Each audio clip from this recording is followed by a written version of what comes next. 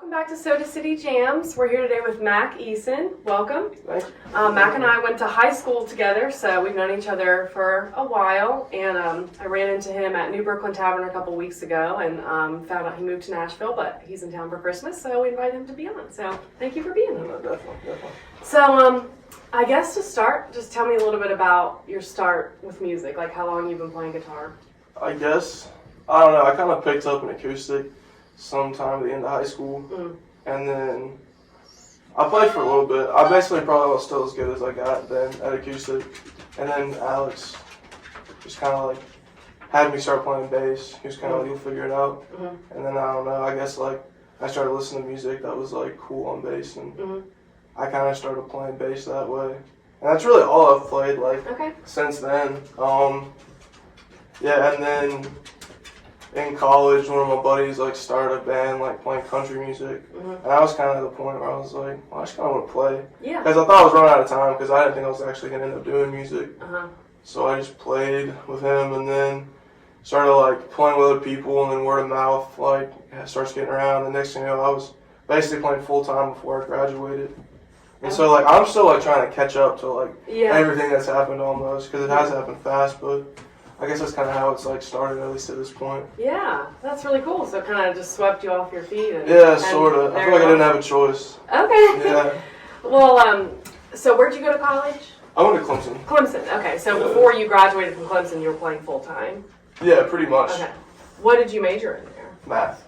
Oh, math. Okay, so what was your plan like before you started playing music? I mean, I was gonna go work for like an insurance company or something. Really? I don't know. I mean, I was just gonna go get a job Kind and of like figure it out. Yeah, do that. Okay. I'm glad I haven't yet. Interesting. Hopefully I don't have to. But yeah, that is so interesting. That's kind of what I was going for. I mean, I enjoyed it, but it was by the end it was a lot of stuff.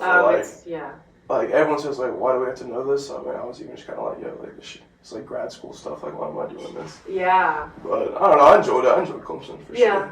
So what year did you graduate? I graduated 21 December, so about a year ago. Okay. Cool. And so you moved. When did you move to Nashville? About the end of the summer.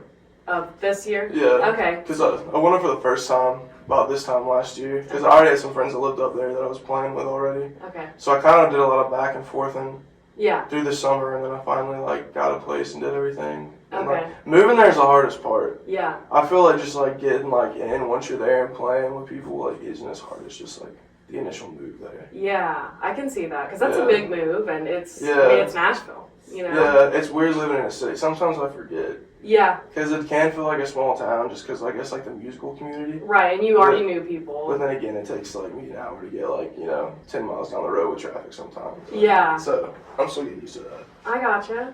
So, you had friends that lived up there, so were you planning on, like, moving in with them until you, or just getting your own place, or, like, what was your... I mean, like, at first when I, like, had to go up and, because I was going on the road, like, when I wasn't even living there from Nashville, so I would, like, drive there and then, like, hop in whatever vehicle. Okay. And then go where we were playing.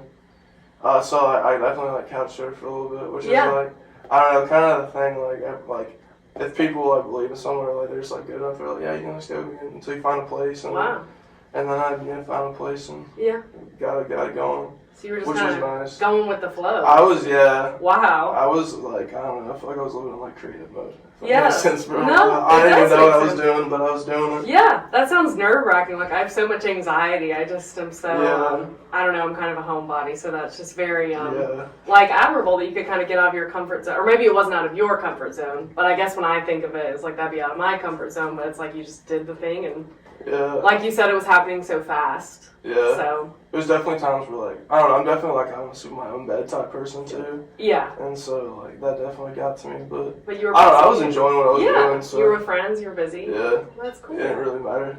So tell me a little bit about what we were talking about before what you're doing for New Year's Eve. I'm going out and playing in Vegas at the MGM for I think 4 days, which is like it's basically like. And with like Nashville guys, like it's kind of like paid vacation, like, where like you go somewhere and like you're basically like the house band somewhere for a week, and but it's like it's in Vegas and like flight and hotels paid for, and like basically get to go hang out and do that. Okay. But there's like always people from Nashville going out to like different like casinos out there because like they have like music venues inside of them. Yeah. And like some people have residencies out there. And it's the second time I'll go because I went to Resorts World last time. Okay. But this time's with a lot of my buddies. And Okay. so I'm really excited about that. Yeah. Yeah. I mean, it honestly should be like pretty chill too. So yeah. I'm looking forward to it. So what's the line? Is there a lineup for New Year's Eve or is it just you guys? It's basically, I mean, it's honestly like just like a bar, like basically in Nashville sort of thing. Okay. That like has like, it's like another venue out there. Okay. It's not in a big theater or anything. It's not like that.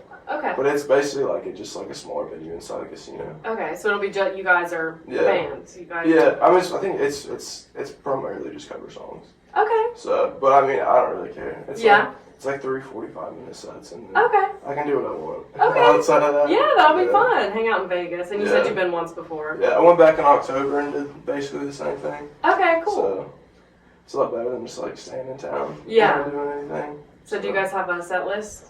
Yeah, I mean, sort of. There's a lot of like, I guess, with cover gigs out of Nashville, there's definitely like the standards.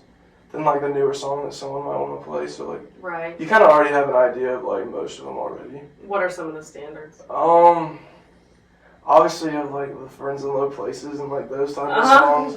But then all of the newer ones, I guess, with like. What about Wagon Wheel? Yeah, I don't know. I know what about Freebird? That's one that like no one really plays. I play with one guy that'll like play Freebird on Broadway when we go pick up like one of those shifts. I guess like some like Hank Williams Jr. And like stuff like that. It's a lot of country stuff. Yeah, but then there's like the newer stuff. I guess. I mean, everyone like on Broadway, at least those type of gigs, like everyone's like playing Morgan Wallen, and like you kind of have to know like all those, and then like I don't know, I'm trying to think of. Obviously, you got like the Luke Combs stuff. Yeah. And then like that stuff you have to know. But like, I don't know. I never really thought about that, like the ones I know. Because kind of your library gets so big, you kind of forget the songs you do know until like you start and then you're playing. I gotcha. Yeah. So what is, what was I going to say? Oh, is it mostly cover songs that you're doing in Nashville, or is it a mix of? It's definitely like a mix right now. Okay. I've gotten to go on the road with some guys that are signed and like doing like original stuff. And, like, mainly guys are doing like direct supports for bigger acts. Okay. So those gigs are all originals, maybe like with like 1 or 2 covers in there. I gotcha. But then like I'm not doing that all the time right now because I've basically kind of been like filling in on those, hoping to kind of land on one of those bigger gigs. Yeah. But I mean they've gone well and I've gotten called back for a few of them, but I've got to kind of find the one that like I really want to do too. Okay. Because I really do care about like the music too. Yeah. Like I really want to enjoy like, the stuff I'm playing. For sure. But then like with other guys, especially the ones that like, I guess that are my age and that we all kind of moved up around the same time that I'm friends with, that I guess are still like paying their dues. Yeah. I mean those gigs, a lot of them are like probably primarily covers and longer. So it's just kind of, it's different. Yeah. But I don't know, I do enjoy like both. Yeah. Because it's definitely fun to like play with my friends. Yeah. And, like playing other songs. But then you also get to go meet new people. Yeah, exactly. So would you consider yourself like a, like you play with different people? I mean, would you consider yourself like if someone calls you like a fill-in, like you'll go fill in on bass and just see how it goes and then hopefully like you said, get a call back and maybe land a more permanent, like bigger gig? Or do you primarily play with one group of people and then branch out occasionally or like? It's definitely like a hired gun thing. Okay. Like you kind of, I mean, I get booked week to week. Okay. I mean, obviously I'm booked out like through January right now. Okay. And is that with like just different people? Yeah, it just kind of depends. I mean, it's nice because then you can kind of catch like the good ones. Yeah. You know what I mean? So like, I don't know, people will ask me and like if I'm not booked and I like want to go out and play with them, like I'll go play. Okay. Or if like something like big comes up that like, I guess is like, I don't know, like just like a bigger show. Yeah. I'll usually like, especially if it's like far enough in advance, I'll probably like be like, hey, like I gotta take this opportunity. Yeah. And like that's kind of how it goes. Okay, so it's just all different types of stuff. Yeah. It's just week to week, you're just booked out, and you said you're booked right now, so that's great. Yeah, it's I don't know, it's definitely easy up there. Yeah. Just because I mean, if I'm not booked during the week, I usually get a call from someone. Yeah. Asking if I'm like can come out, so. And you're able to still just do that full time. Yeah. Well, it's really because like I don't know, not a lot of people like just play bass. Which I don't know. I mean, like I said, I don't even know really how I got like so into it. Mm-hmm. But I guess I'm one of the people, at least like a group of people I'm around a lot. Yeah. Know that like really plays just like that's like what call themselves a bassist. Right. So it's a lot easier to say books when you're not like a guitarist. Yeah. For sure. Do you read music or you just play by ear? I just play by ear. Okay. I don't know, if you gave me like sheet music, like I could like piece it together. Yeah. But it would take like an hour. I gotcha. Yeah. Did you ever, you said you kind of picked up an acoustic in high school, so did you ever take lessons or did you just kind of figure it out, like watch YouTube tutorials or? Yeah, or I think like Alex and his brother showed me like a G chord and was like, alright, I think now you're off. Okay. So like honestly, like it is like the Marty Schwartz stuff. Yeah. And just different cover songs like that I wanted to learn.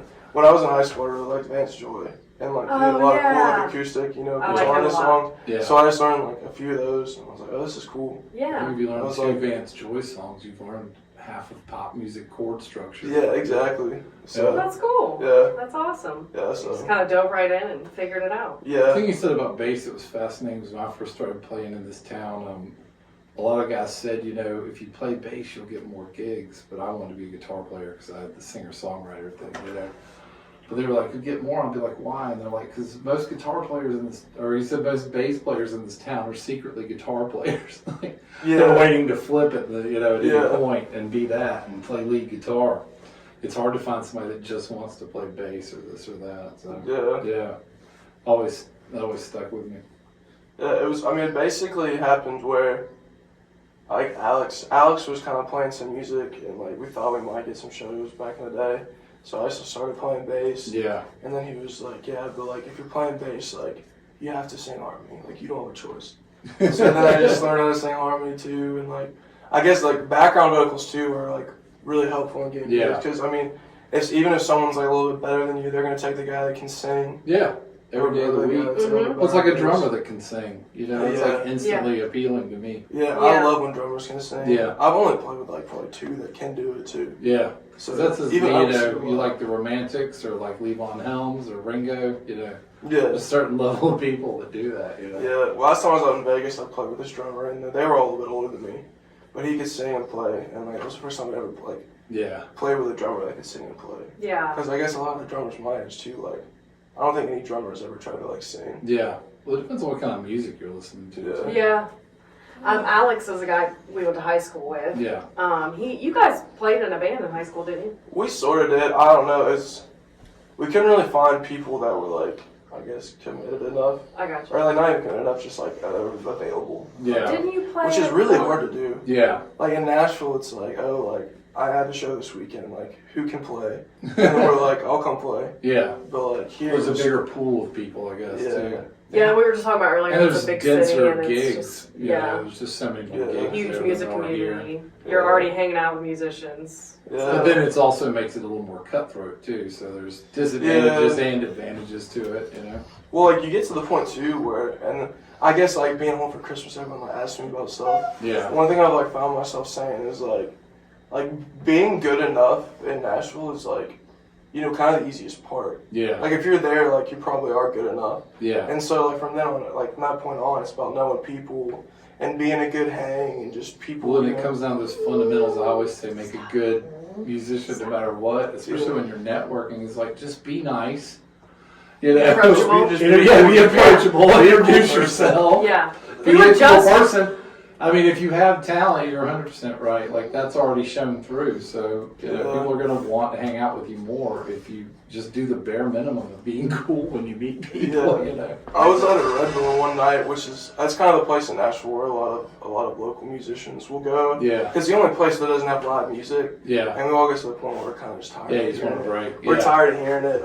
Need some Nelly on the jukebox or something different, I don't even know if I got his name, but I was talking to this guy for a while, just like, drunk conversation. Yeah. And he was like, what do you play? I was like, I play bass. He was like, what? He was like, you're not weird enough to be a bassist. And like, so I guess like, especially with bass too, like awesome. Being able to sing backup and like not being like too weird, I guess. Yeah. I mean, we all just kind of up to move to Nashville and like to do music. We're all a little weird, Yeah. Yeah. So, but that's definitely like a part of it. Nice. I remember there's a local guitar player who's amazing named Chris Lawther, and he's a real funny dude. And I remember telling him one time, I was like, I think I want to move to Nashville. And the rest of that sentence was going to be like, and try songwriting, because I thought that would be my strength if I went there. But he didn't let me finish. He was like, right in the middle of me going like, I think I want to move to Nashville. He's like, let me tell you about Nashville. He does like this dramatic stuff. He's like, get in your car, start driving there. And when you get to the first, whatever city limit sign is that you're technically there, pull over to the first gas station you get to. And if the guy behind the counter can play guitar better than you, just turn around and go back home. Yeah. You know? That's really how, I mean, like your Uber driver, like, those too. Exactly. He's like that. It's just so like competitive and amazing there. You know? Yeah. Wow. Yeah. And that's why I was literally going to say that thing about songwriting, because I thought I could do that. And then we got to play some shows with some songwriters from Nashville that were really good, like Tommy Womack. He's fun. Yeah. And I was like, those guys are not only amazing songwriters, but they have amazing guitar chops too, because to even be the base level of that in that town, you have to have some Hendrix in there somewhere, you know. Yeah. It's like, it's crazy how like, and sometimes I forget like how good like you expect people to be and how good they are. But songwriting has really been its own, I guess, like I was gonna ask journey so far as well. Yeah. I was gonna ask if you write songs. Yeah, I've been writing. I got into it a lot more recently too, just because I've been off the road. Because I do love to write, but it's definitely something you got to do a lot. And sometimes I'll get off the road and just not want to do a thing. And then, and like you rest one day, like you might have like something in town one day, and then you maybe have one right, and then you're going somewhere again. Yeah. But I got off the road for like probably for the last run of the year a couple weeks ago. Yeah. And I think I wrote like 6 songs last week. Yeah. Which was super fun. And now I live with guys. You finally felt relaxed enough to let it come through the channels, you know. Yeah. Which was awesome. And like both of my roommates now write too. So like now we're at home. It's a huge and we're bored. Yeah. No, we just moved into this house, and we had to put a TV in the living room. And I was kind of like, what if we just like we have mounts in all of our rooms. So like, what if we just keep our TVs in our rooms? So like when we're downstairs, just like keep it open. Keep it open to that, because we also like have made like a little studio. Yeah. And so, because now at Nashville too, like what we've all started doing, because someone that was at the top said they did it, I guess. Yeah. Is like we'll create a track, I guess, in Logic or GarageBand, and then we'll write to that, which definitely like gives you like a better idea of like the structure of the song, but also like melodically, like you can pull more things out. Yeah. So. Yeah, it just depends on how much overdubbing you want to do and all that stuff. Yeah. Which can be fun. Yeah, it's also easier to pitch a song that like is sort of produced already. Yeah, exactly. Yeah. So. Yeah, anytime you have something recorded, somebody's going to take you 1 degree more seriously. Yeah, it's like, people have actually got something, you know. For sure. Yeah. This is a random question, but I was asking you earlier about a band in high school. Didn't you guys played sometimes in high school, right? Like at our events or whatever? If I remember. I don't know if I ever did. Okay. Because I remember like watching like, I think when Alex was playing with Blake and all them. Yeah. Did and, you like play Logan Baldwin. No, I never You played did? with Okay, them. I couldn't remember. Because I remember like watching them play and like. Okay. Obviously, like they're still like some of the best musicians I've ever like seen. We interviewed. Yeah, we have like there's a lot of people around this town that are super talented that like.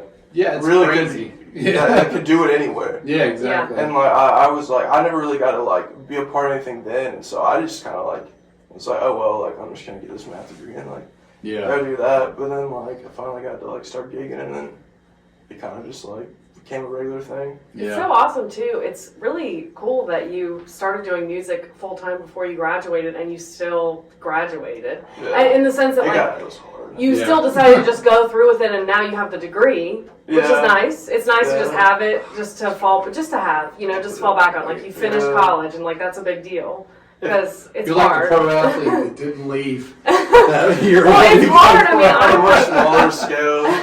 I'm finishing college. Did get a signing bonus. I'm finishing college. Hey, that is smart, you know. And at the end of the day, you can tell people I have a degree, you know. And like I'm almost done, and it's tough, you know, especially that last year. It's like it's grueling, and if you're busy like that way, like if you're working too, like playing full time, I mean it's a lot. Yeah. So. And if 2020 happened like a year earlier, in like I guess 2019, I don't know if I'd have made it through school, because after COVID I was just like, this is dumb. Everything was online. I didn't adapt well to it. That was my GPA dropped so bad after that. Like, I did so well for 5 semesters. When you're sitting around my last 3 were your attention span can easily be 100 different tough. directions when you're in your house and you can't really do anything. I was taking a statistics class during COVID, and it was online, and it was just, we had to actually go to the lecture on, over Zoom or whatever, like a lot of people did. It was tough, because I'm sitting on the couch, like the kitchen's right there, you have like snacks and your dog, and it's like weird, because you're not in a classroom setting, so it's just weird. I couldn't go 5 minutes without being like... I was so easily distractible during that time period. Well, because the first part of college too, like I always just had to go to the library to study, or somewhere else. Yeah. Because I'm at home, I'm like, oh, there's my guitar, right? Like, there's my Xbox, or like there's my roommate who I could just like, bullshit with for like hours. Like. Well, it's the one time in history you have a literal excuse to stay in your house and do whatever. Right. When you have to go to class, it's like a whole. Yeah, I had a hard time during that too. Yeah. Yeah. Wow, that's awesome that you finished college. Yeah, it was tough. I mean, especially too at the end, like when I kind of realized that music's what I wanted to do. Yeah. Or at least like go for. Yeah. And you don't need a math degree. I was like, this sucks. Like, I don't want to be doing this. Well, it's kind of good in a way that it hit you at the end. Then. Yeah, no, if it hit me any sooner, and like a lot of guys in town, like did drop out. That I know. But like everything's going well with music, so it looks like they're gonna. I had trouble with that every time I was in college, just because I never felt like I was giving my full attention to one or the other. Yeah. And I kind of wish I had made the decision not to half-ass both for a minute, try and do one or the other. Yeah, I mean, when guys are ever like, I dropped out, like, I just had to move here, I was like, dude, like, if the music bug got me like a year earlier, I don't think I could have. I tell my students always, if you've got the bug, like, do it now while you're young, because you can always go back to school in like 3 years. You may be a little awkward, at 21 starting, but that's still not that bad. I mean, I'm almost 24, and I'm still doing my bachelor's. I'm almost done though, so it's like it is what it is. Yeah. Because if you don't, it'll haunt you for the rest of your life. Yeah. You never tried. Yeah. You never went after that. You see those people in their 40s; they're still thinking about it. Yeah. Yeah. Make it, and like what he was saying earlier, like making the move and just doing it was like the hardest part. Yeah. Because like, I was already playing all the time. It's like you got no choice. You almost have to do it at that point. Yeah. So. Cool. Well, that's awesome. I'm glad you're having fun and just doing the thing, and that's awesome. We're the same age, right? You 24? Yeah, I'm 24. Okay, 24. Okay, yeah, I'll be 24 next month. So I mean, it's like you have. We graduated the same year. We did. I think 17. we did. 17. Yeah. So you've accomplished a lot. I mean, you're 24 and you're in Nashville and doing it. So that's awesome. It's crazy. Yes. And you're enjoying it. Like I had one moment. Do you get enough time to absorb it while you're not freaking out and trying to make it happen at the same time? I mean, like, sometimes. Yeah. There's sometimes you get to absorb it, which is really cool. But I think, like the biggest show I've ever played was, like, a direct support show for Billy Currington. Yeah. And it was, like, in this old, like, big, like, converted warehouse. And this was, like, a legit show. Yeah. Like, with, like, the whole nine as far as production and everything. Yeah. And I got hit up about this gig 2 days before they left. It was a 5-day run that ended with that, and there was 3 or 4 shows. I can't remember now on the 5-day run. But I got hit up about it like 2 days before because like the bassist, something happened to him, and I played with someone else that was a part of Red, which is like sort of like a label / like artist development type deal. Yeah. I really have like never actually still what it is. But these guys are signed with them, and so I played with one guy and I filled in for him. So then I filled in for this other guy, and like I had 2 days. And I was just like the whole time. I mean, like I'm on the way to my first gig. I'm still listening to the songs, like trying to figure out like everything, like jotting down notes, and then so that whole weekend, I don't know if I got a second to like really be like, okay, this is cool until after. Because you're in survival mode, just trying to get there and do it and he was learn the songs and it was definitely like not like complicated music, but definitely like there was more going on than most like. At least country music you hear on the radio. Yeah. And I wouldn't even say it was country. I mean, he has really good music. Well, there's like Allman Brothers Skinner country. And there's different types of country. Yeah, I mean, it was definitely more like that. And I guess even just like different like notes. Yeah. And like different chords like in each song. And like maybe hitting like, like a minor third on this one, but hitting like the flat third. The next go around through the same like part of the song and like stuff like that. So you can't just like be like this part of the song just like this, and you move on. It's way harder to Route 5 it, you know. Yeah, exactly. So yeah, when people say like country music, my first question is always like, what type of country music? Because there's just different. Yeah. I love country music, but not like what most people would assume. Like I'm not turning on pop I don't country. know what people assume. Yeah. I'm not, well, I think a lot of people I think it depends that on I where you're born, personally. honestly. yeah. Sorry, I didn't mean to cut you off. I think a lot of people that I like personally grew up with just would be just because we grew up in Chapin, so I think a lot of people was like, oh, you like country music? Like I know a lot of people do assume like pop country on the radio, but no, I can't stand that. But I like country, like I like Johnny Cash and I like Leonard Skinner, and I like country. I like Dolly Parton. I like real country music, but there's levels. They're like Southern rock. Southern, yeah. I don't even really like listen to. I can tell you what country songs are on the radio right now. Yeah. Ooh, you got me beat there. I could. Because you live in Nashville, so I get it. Someone would be like, I'll see it on a set list and learn it before I knew it was like number one on the radio or something like that. Yeah. But that's what's really cool about Nashville now too, is that I feel in country music in general, it feels like it almost doesn't know what to do. Yeah. Because like I feel like there's so many subgenres in country now. I mean, like there's guys like like Hardy that are doing more like of a rock style, and even like it's like metal sometimes. And then Co Wetzel, where it's almost like punk rock country.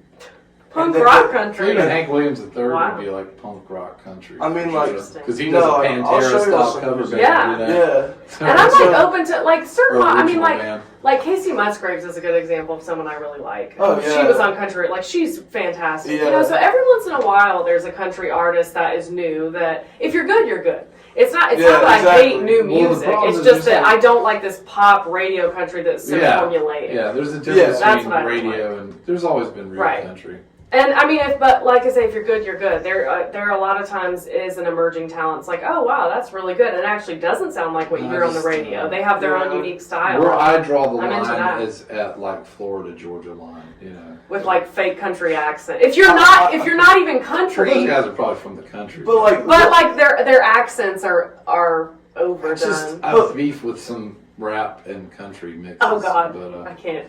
But like bands like Florida Georgia Line, kind of like.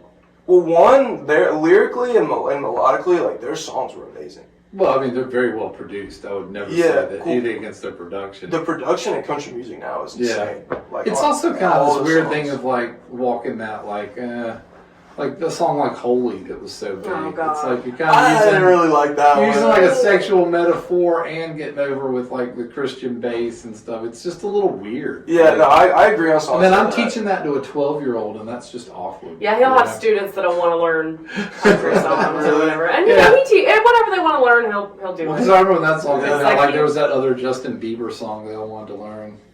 I can't even remember now. Yeah. Anyway. You were saying earlier. Talk forever about country music. I think one of us. Different directions. It really is interesting. Yeah, it is. Yeah. You were saying earlier you had started to say you had a weird moment in Vegas once. Yeah. And I think what were you gonna say? Well, I was just like, cause like we get to stay out there, and like I went back out to my room one night, like probably more faded than I should have been. Yeah. But I got out of my room, Vegas, and I was just like looking over Strip because like I was on I had a good view of Strip, and I was just like, a year ago, like I was in college, I was like, this is crazy. I was like, that was one of those. I finally had a second to be like, wow, like, this is all happening, and like, even if like. I guess now my aspirations and stuff are so high, like. Well, you keep, I always joke like I'll probably be content when like I play like a stadium on Mars, like open for Queen or something like that. Like that's when I'm like, okay, I've made it. Yeah. But like a year ago, I mean, there's shows I played this year where if you told me like, even before I really started getting into it, like I played those shows, I'd be like, oh shoot, like I must be like doing it. Yeah. And so like, I kind of have to like put it in that perspective. Yeah. Because there was a while I never thought I'd even like get to like play. Yeah. And then I finally did, and I was like, this is crazy. That's super cool, man. Yeah. Maybe when you go being in Vegas, like after such a short time period. Yeah. And it was just like it just goes to show you how in demand a good, hardworking bass player truly is. Yeah, exactly. And like I should have listened to that dude way back in high school, man. I also like laughed to myself for 2 hours because like the same thing. It's like I'm a bassist. Like I would have never thought. That's cool, like, man. Paul you know, McCartney's a bassist. Yeah. And he does a lot too, you know. Yeah. Yeah. Well, maybe when you go back this week, you'll get to have another. Especially with you talking about singing, you know, if you start writing your own music and you meet, you know, your John Lennon figure or somebody to kind of co-write, you could form a really great band out of that too. Yeah. Well, and a lot of guys that are musicians on the road with artists and they're writers. I mean, like, they'll write on the road. I mean, some of the biggest country songs of the past years were like written on the road. Yeah. That's so what they had to do a lot that of helps. time, you know? Yeah. And like, there's definitely probably some guys that like, the only way, at least like anytime soon, that I could get a write with them is like if I was like playing for them and like we're on the road. I'm like, hey, let's write a song. Yeah. Totally. And so. Yeah. Yeah. Always take advantage of any of that stuff. Yeah. But like, I don't know. I guess the floor is definitely like shifting under country, like stylistically and just because so many people are now in that town playing it that like grew up not really even playing country music. I mean, I like when I joined the band I did in college, like I wasn't listening to country music at all. Like I like alternative and like indie stuff and like because like those songs have cool bass lines and so which just turned me into like a really progressive bass player. But like the way that country music's going now, like that works. Well, that's kind of cool because that means you brought your style to it and it's mixing with the other one. And you know, maybe that's, I think, over time how new genres actually do occur, you know? Yeah. Or subgenres, I guess, now. Yeah.